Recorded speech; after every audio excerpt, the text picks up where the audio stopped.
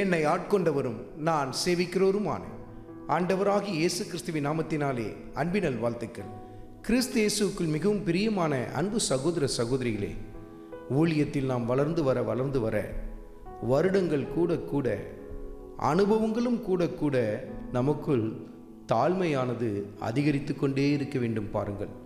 ஆனால் இன்றைக்கு பல பேருக்குள் இது மிக எதிராக நடைபெற்று கொண்டிருக்கிறதை பார்க்க முடியும். ஊழியத்தின் ஆரம்ப நாட்களில் மிக அருமையாய் தாழ்மையை தரித்து கொண்டிருப்பார்கள்.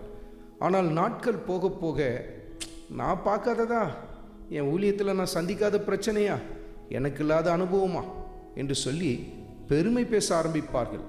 பெருமை பேசாவிட்டாலும் அவருடைய நடக்கையில் அது வெளிப்படுவதை நாம் பார்க்க முடியும்.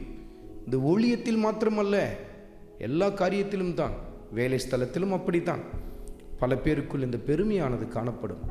ஆனால் கர்த்தருடைய தாசனாகிய மோசேயின் வாழ்க்கையை சற்று கவனித்து பாருங்கள்.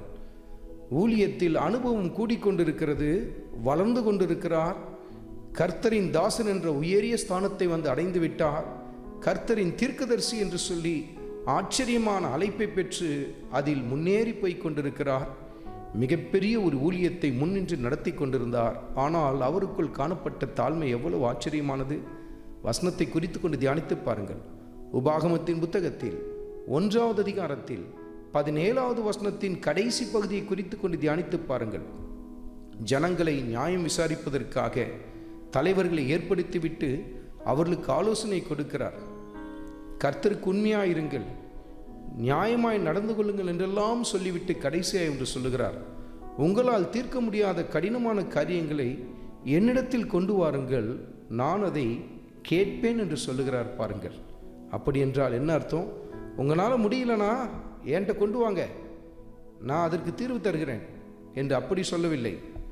நான் அதை தீர்ப்பேன் என்று சொல்லவில்லை, மாறாக அதை கேட்பேன். அப்படி என்று சொன்னால் அந்த கடினமான காரியத்தை நான் கேட்டு அதை என் ஆண்டவர் சமூகத்தில் வைத்து ஆண்டவரிடத்தில் ஆலோசனை பெற்றுக்கொண்டு அதற்கு தீர்வை தருவேன் என்று சொல்லுகிறார் பாருங்கள்.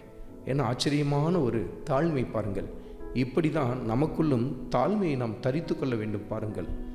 கிறிஸ்துவுக்குள் வளர்ந்து வருகிறோம் என்று சொன்னால் அதற்கு மிக முக்கியமான ஒரு அறிகுறி என்ன தெரியுமா? தாழ்மையில் நாம் வளர்ந்து வர ஆரம்பிப்போம் பாருங்கள். கிறிஸ்து இயேசுவுக்குள் மிகவும் பிரியமான அன்பு சகோதர சகோதரிகளே, எல்லாம் எனக்கு தெரியும், யாரும் எனக்கு போதிக்க தேவையில்லை, நான் யார்கிட்டையும் ஆலோசனை கேட்கணும்னு அவசியமே இல்லை, நான் எடுக்கிற முடிவெல்லாம் ரொம்ப சரியாக தான் இருக்கும். இப்படிப்பட்ட மமதை நிறைந்த ஒரு வாழ்க்கை வாழ்ந்து கொண்டிருந்தால் அவர்கள் பெருமை பிடித்து அலைந்து கொண்டிருக்கிறார்கள் என்பதை அது காட்டுகிறது பாருங்கள். பெருமை உள்ளவர்களுக்கு நம் கர்த்தர் எதிர்த்து நிற்கிறார் பாருங்கள். தாழ்மையை தரித்து கொள்வோம், அதில் இன்னும் அதிகமாய் வளர்ந்து வர ஆரம்பிப்போம். ஆண்டவராகிய இயேசு கிறிஸ்துவின் கிருபை உங்கள் அனைவரோடும் கூட இருப்பதாக. ஆமென்.